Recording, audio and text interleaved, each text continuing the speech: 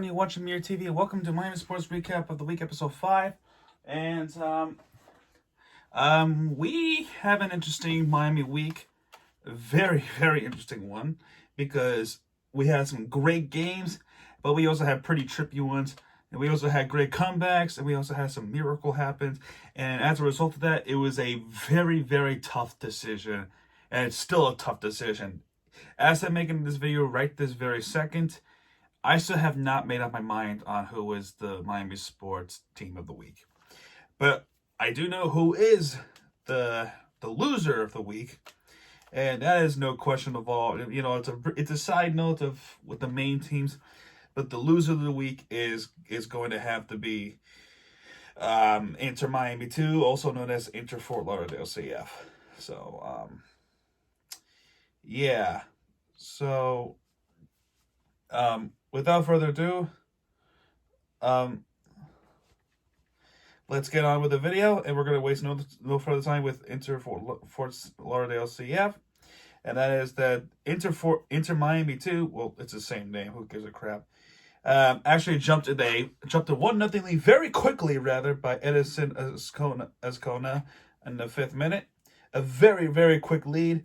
But then about 14 minutes later, Chris Thorne from South Georgia, Tormenta, that's the team, scored an equalizer goal.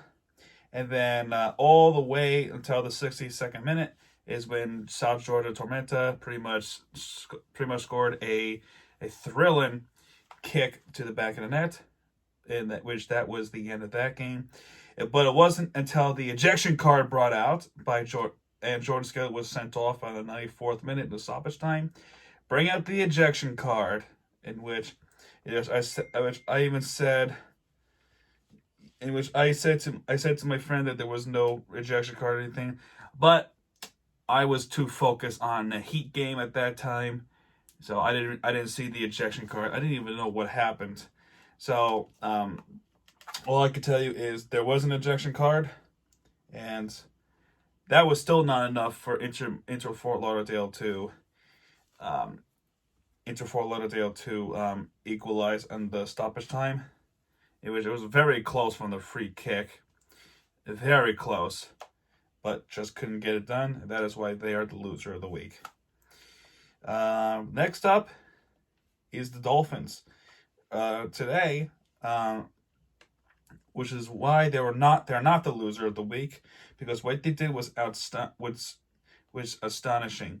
They were down by 14, or at least 14. But what I saw this Dolphins team, they did not give up. And it's the part of that reason was Mike Gesicki. All right, Mike Gesicki is the guy who would not let the team down, and Devontae Parker would not let this team down. They also managed to pretty much score one possession touchdown and convert a 2-point conversion. That was passed to Preston Williams.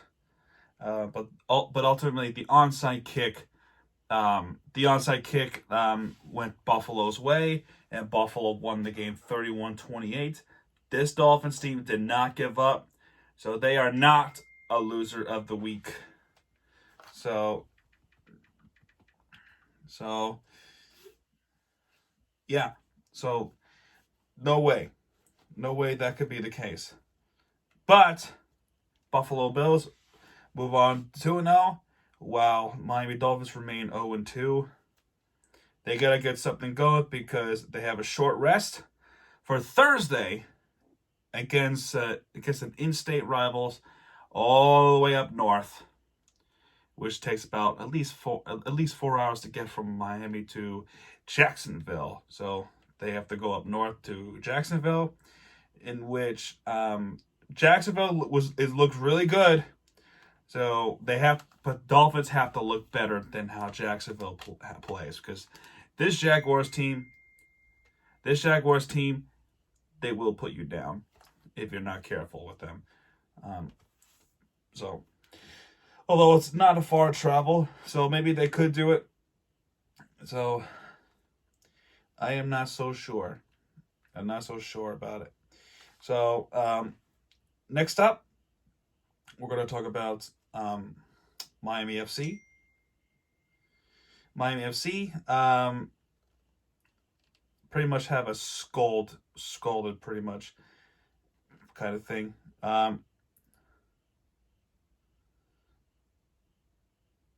Actually, wait a minute. Miami FC. Okay, so Wednesday, Miami FC lost 4-0 to Birmingham at home. It was Nico Brett twice and Alice Krongale twice. Miami FC today, 2-0 Charleston. This is the worst performance I've ever seen from the Miami FC. And now that I think about it, right? Miami FC is the loser of the week. So, scratch the Inter Miami 2. Because at least they put up a fight. They at least scored a point. This team, all week long, did not score a single point. This team is a disappointment. Coming up from NPSL, only to get massacred twice.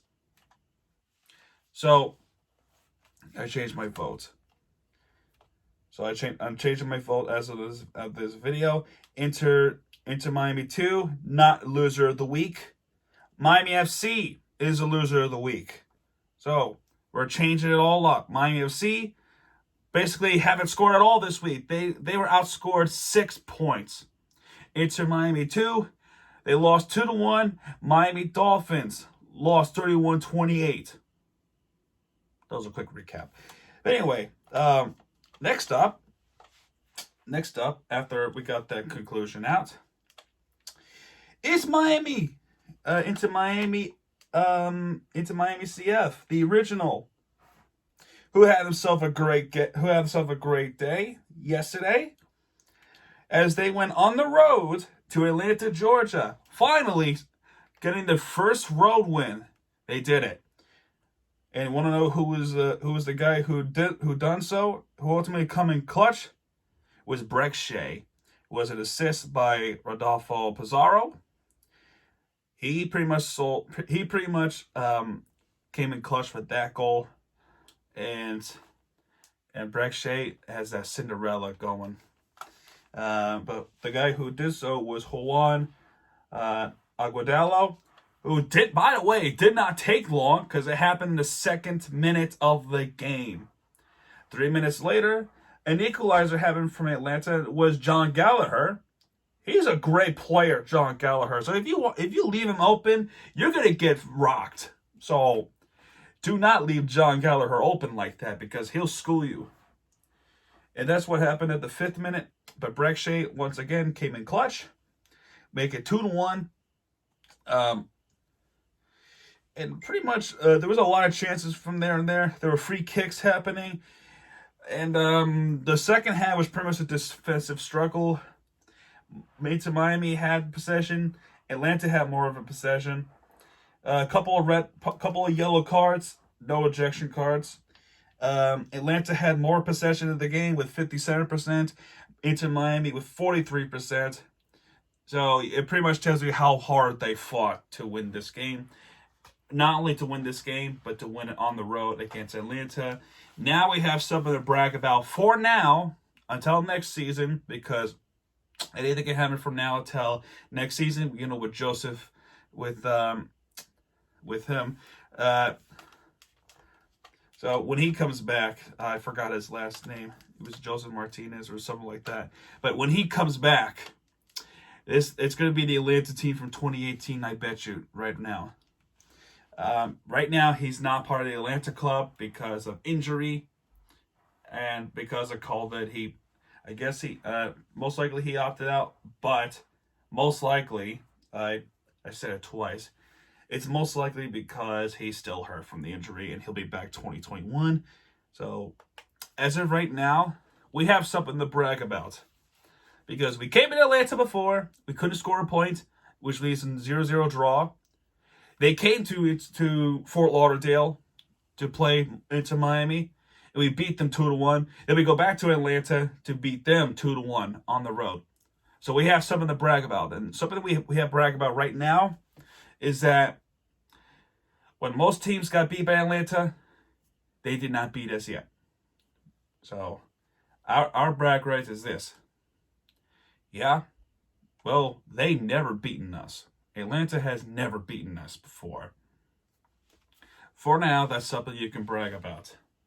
And, well, I will say this. This is a poor officiating game. Atlanta had some chances, like penalties that could have been called. But there are a couple of no calls that were actually pretty good. But some of them, I feel, as part of the fan, I feel like they've kind of gotten robbed. But at the same time, I kind of paid a price because we also got robbed too. Because in the 42nd, 43rd minute, there was a 3-1 chance.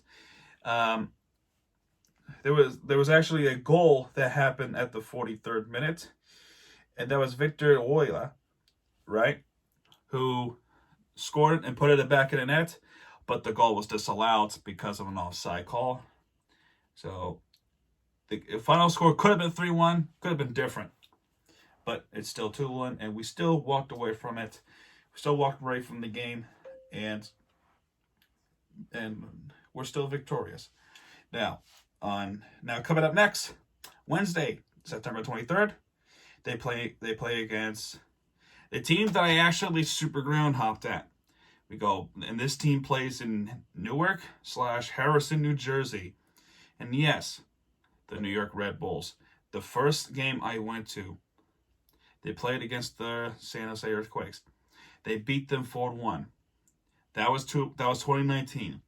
This team looks weak. So, and they're coming in Miami too. So this is a perfect chance to get the first win streak ever. First winning streak of the club.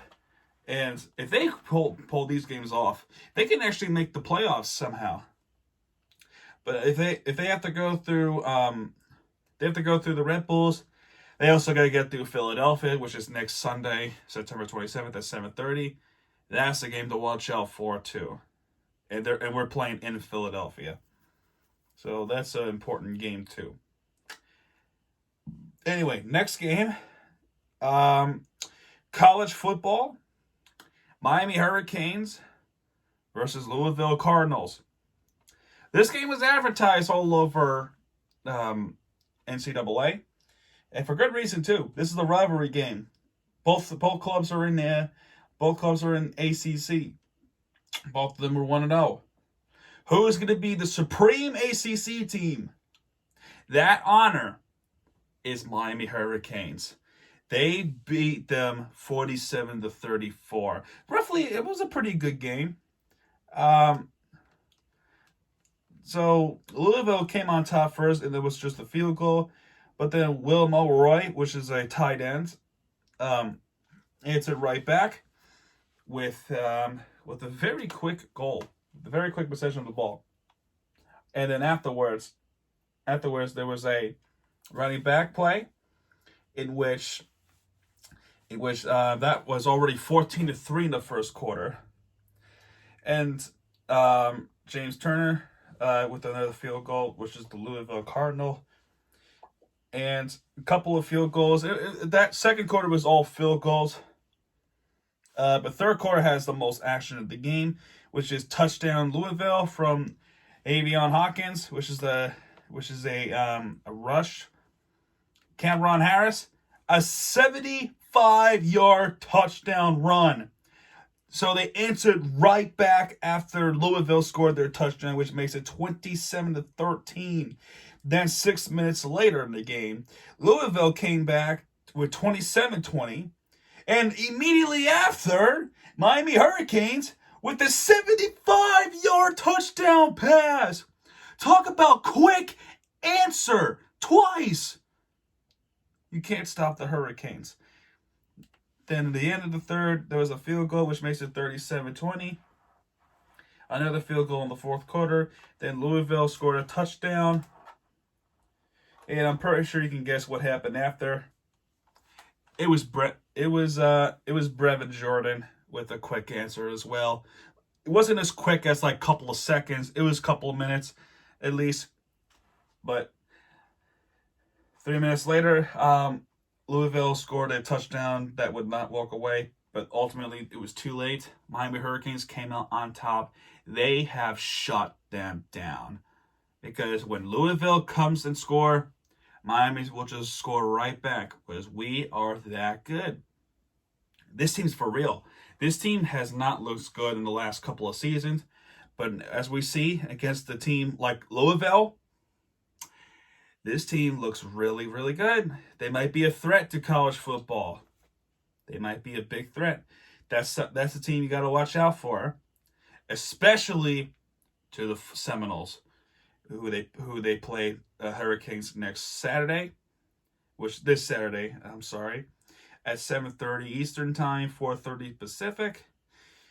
So that's the game to look out for. It's a big rivalry game. These two teams don't like each other at all. So that's the team to watch out for too. So that's an exciting game to watch. Miami versus Florida State. Another Florida team is playing. They're playing Ole Miss, the Gators, at 12 o'clock. So that's a good game to watch. But even that time, even when when these two clubs are playing, another team that's also playing around that same time is the Marlins against the Yankees around that time. Which, by the way, that's the team I'm gonna talk about next, because as much as they were pretty good this week, they haven't been perfect. No team is perfect, but they haven't looked as good as they did last week. But they did win some big games, but they just Miami Marlins, very, very, very, very close, but they just missed it. And you'll see what I mean in a minute. So, next team, the Miami Marlins, which they had a series. They set a series against the Phillies, in which they pulled through a 5-game winning series with 7, in which they pretty much have a good spot with the playoffs after this win. Now they hope for is the Phillies to lose to the Blue Jays and the Mets. So what happened in that game on Monday was an early 1-0 lead with Andrew McCutchen homering. And of course, this team will not go away. Before I watched the Giants game, I had to watch this game. And you know damn well they're not going to go away without a fight. And that starts with Matt Joyce hitting a base hit and Chaz Chisholm sort of equalizing run in the second inning. Jesus Aguilar with a big hit, in which that scores 2 runs. Corey Dickerson and Starlin Marte. Brian Anderson is a big guy to talk about this week. He's a big, big role this week. Brian Anderson doubles. Miguel Rojas scored. He was also a big role this week too. And Jorge Alfaro. So Rojas hit a home run. Marte also hit a home run, which makes it 1-6. Kingery hit a home run, which that was way too late for that. And the final score was 2-6 Miami. The next series, which was important, and this was the interleague matchup between Boston and Miami. Boston and Miami is the big teams to talk about in this coming minutes, because around this time, when the Boston Red Sox playing against Miami Marlins, Boston Celtics were also playing against the Miami Heat, and New England Patriots was playing against the Dolphins. But that was passed, and that was already talked about. So, anyway, so there was really not much to talk about with this one. All you got to know is the pitching. The pitching wasn't perfect. He gave up run, in which that would pretty much win it for Boston. Again, not much to talk about. The pitching matchup could have been good if it wasn't for that slight mistake, which happened on Thursday as well. Completely different story for Wednesday, because the Marlins tied the series 4-8. with Garrett Cooper hitting a home run, which was a 2-run homer. Um, Martinez hit a sacrifice fly, which uh, you know, what's his name, was Trevor Rogers was having trouble. He was having trouble a lot, but he was able to pull through that third inning. And most of the game, the relief pitchers were going on, but the strikers came in. Anderson again with Rojas scoring. Jorge Alfaro hitting a home run. Rafael Devers. I think that's his name. Yeah, Rafael Devers. This kid, Rafael Devers, watch out. In the future, he's going to be better than he is right now because he's so good. He might be a Yankee killer later. Which, by the way, the Red Sox won against the Yankees today, but it didn't matter because the Yankees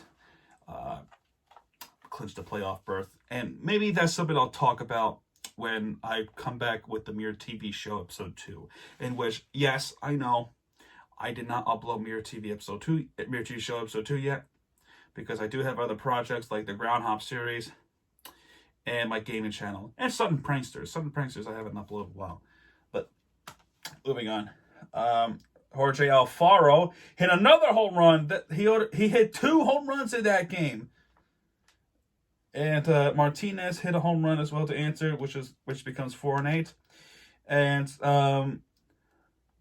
you would think with that kind of momentum, they would roll through with the game on Thursday.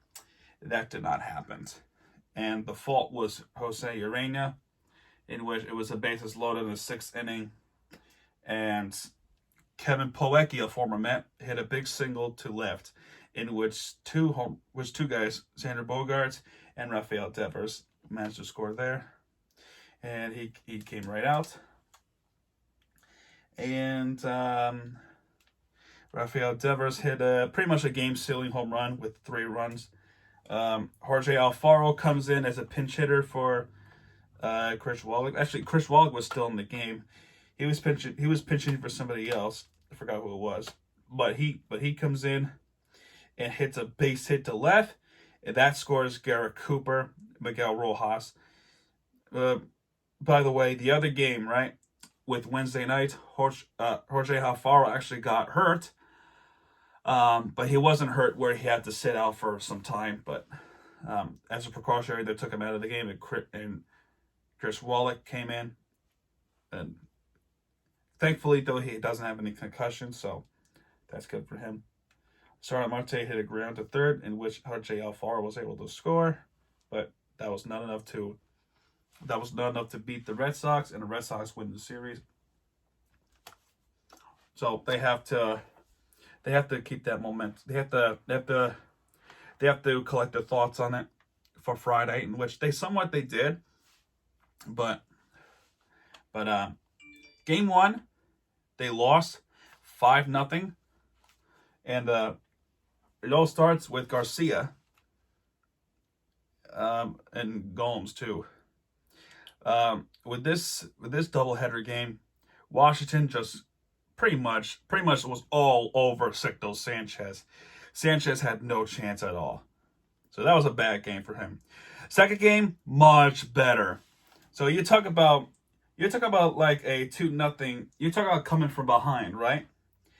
They came back in second game angry because they saw how Kurt Suzuki hit sacrifice fly, which that allows Trey Turner to come in. And Harrison was able to single to right, in which that allows Juan Soto to come in. Corey Dickerson answers back with the home run.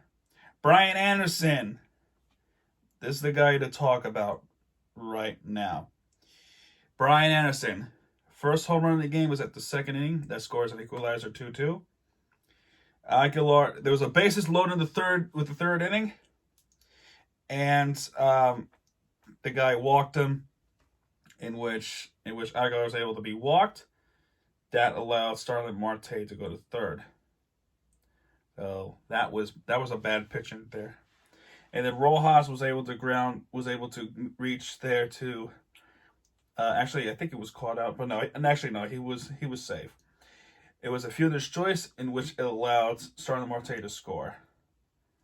So, yeah, he was out. I just realized that. It was Brinson single to left, in which that allowed Aguilar and Cooper to score. That was 2-6. Juan Soto pretty much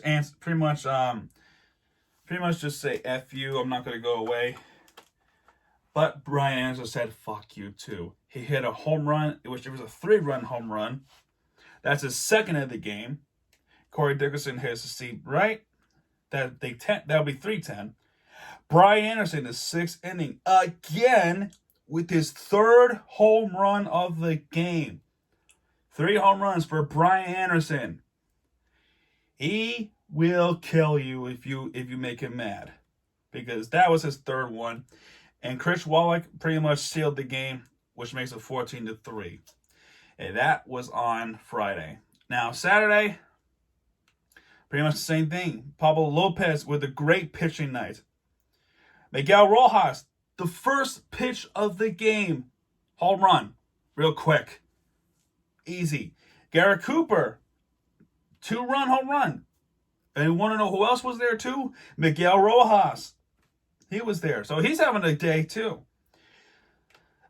Stevenson was able to score 2 runs there to make it 2-3. Corey Dickerson reaches an infield single to the catcher, which was a tapper. So that didn't work so well for Washington. Chris Wallach hit a single to first. Corey Dickerson was able to score. Anderson, that allowed Marte to score, and Garrett Cooper. This offense was just all over them. Not as bad as it was on Friday, but it was pretty good.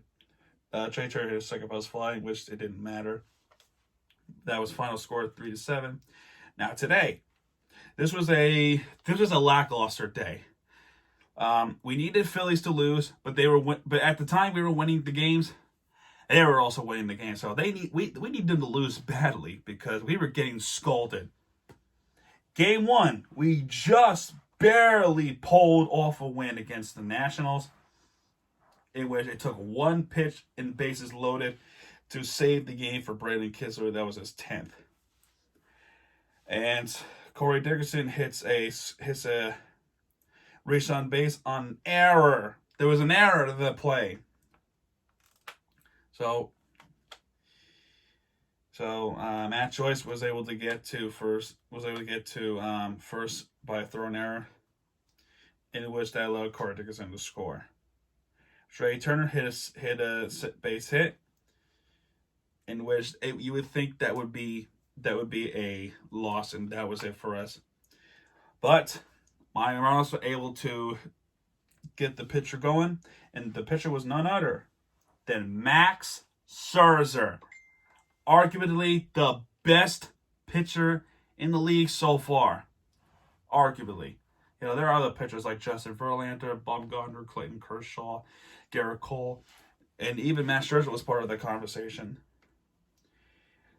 He pretty much made one mistake, and that cost him big time because the Marlins were able to take the lead right back 2-1. And Brandon Kissler with a great save, and Sandy Alcantara was able to win the game for Miami Marlins, and they win the series 2-1 in favor of the Marlins. So they won the series. It was a 5-game series. They won 3 games, and that was pretty much it. You know what happens in this game? We hope for a win to make it further. But in game 2, it was a disaster. 15-0 Washington, in which I really need to explain what happened. Turner hit a home run. Suzuki was able to score big time. Suzuki hit a home run. Suzuki was having a good game too. Taylor hit a home run. Harrison single to center. Trey Turner hit a single with that one null to score. Cabrera hit a home run. That's a 3-run shot. Robles hit a home run. There were a lot of home runs for Washington. And Braxton Garrett. That was not his good. That was not his game right there. That was in his young career. That was probably his worst so far. So they better shake it off because they go back to Atlanta for a big series, and it's a 4-game series, and they go to the Bronx to play the Yankees to finish it off. This week will dictate the series, our season, because Phillies will come back. All right, the Phillies have Washington, and then afterwards they have an off day on Thursday, and on that Friday they play Tampa. So we hope Tampa wins because we're going to need it. And finally, Miami sports team of the week is the Miami Heat. I mean, of course, it was a tough choice between them and the Marlins, but the Heat came in clutch once again. They were down by as many as 12 in the first game, and Miami Heat comes back with those clutches, and the one guy that pretty much won us the game in overtime. You talk about LeBron James block in 2016 NBA Finals. Game 1 of Eastern Conference Finals. Right here. Bam Adebayo in overtime. Greatest block in Heat history right there. Won us game 1. 117-114 in overtime. They were down by as many as 12. That game, I couldn't explain it more what Bam Adebayo did. That was only his second block, and it was the biggest one of his career. He also had 18 points. Butler with 20 points.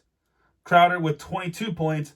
Gordon Dragic also had himself a game, 29 points. He had 39 minutes on the court, along with Butler and Adebayo, who both of them had 43 minutes, and that's combined of 96 minutes.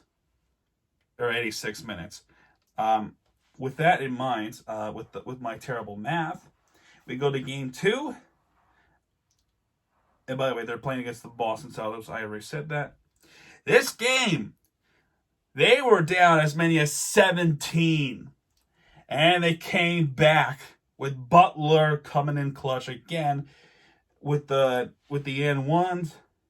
Bam Adebayo, of course, had a block in this game. He had himself a double-double with 21 points and 10 rebounds. Gordon Dragic with 25 points. Crowder with 12 points, and Duncan Robinson with 18 points. Tyler Hero was also a big part of it too, because back in game 1, he scored 12 points, so he had himself a game as well off the bench. Final score of this game was 106-101. They were down by as many as 17 this game, but they came back. Now you think they do the same thing with game 3 because they were down by as many as 19 or 20. Something sparked with the Boston Celtics, and that allows them to play better than they were in those last 2 games because they came out angry and they played better, a lot better with their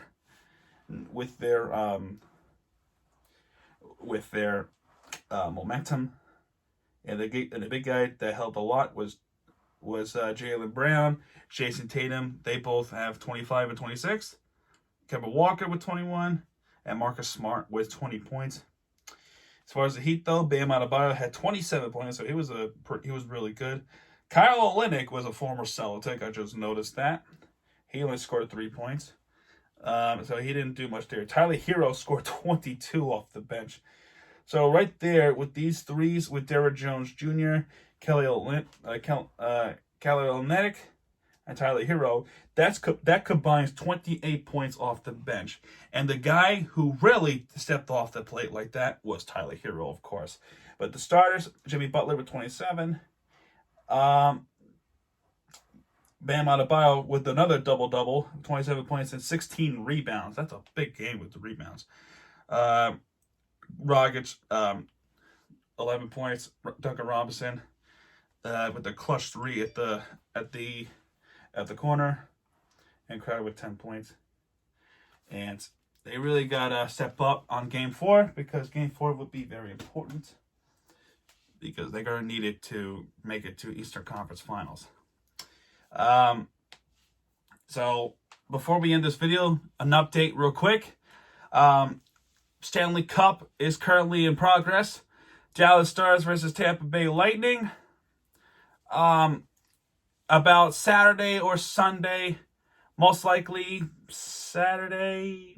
I don't know about Saturday, but depending how it goes with this week and the NBA Finals, yes, I am doing a recap on the Stanley Cup Finals. And the one game I might not talk about was the games I'm probably not going to talk about as much is games 1 and 2. So I'm going to try game 3. And I'm also going to try game 4, because those games, of course, Miami is playing, so I can't miss those games if I want to do the recap. Now, Mirror TV Show episode 2, I'm not sure when that's coming back. I hope to have it come back by Friday. If not, then it's going to be postponed until further notice. I'm not sure when that's going to come back. And the Groundhog series, I'm going to try to upload one tomorrow. If not, then Tuesday. And yes, it is going to be a bowling video. So it's going to be heads up. And there's plenty more bowling videos to come. The Groundhog series so far has been lackluster because, one, I have been focusing on my gaming channel, because I do have a ton of videos on my gaming channel. So that's not fun. I do want to talk. I do have some things to talk about for the Mirror TV Show. So that's the update for right now. So that will do it for episode 5. Episode 6, we'll be talking about the Dolphins. If the Thursday night game was great, so we'll see. We'll see what happens. And also depends on the Miami Heats, because this week, right, when they come back Wednesday, we have a lot to talk about. But anyway, that'll do it. This is Mirror TV. If you like this video, please hit that subscribe button. And yeah, folks, this is Mirror TV signing out. Good night, and hope your team wins. And yeah, folks, good night.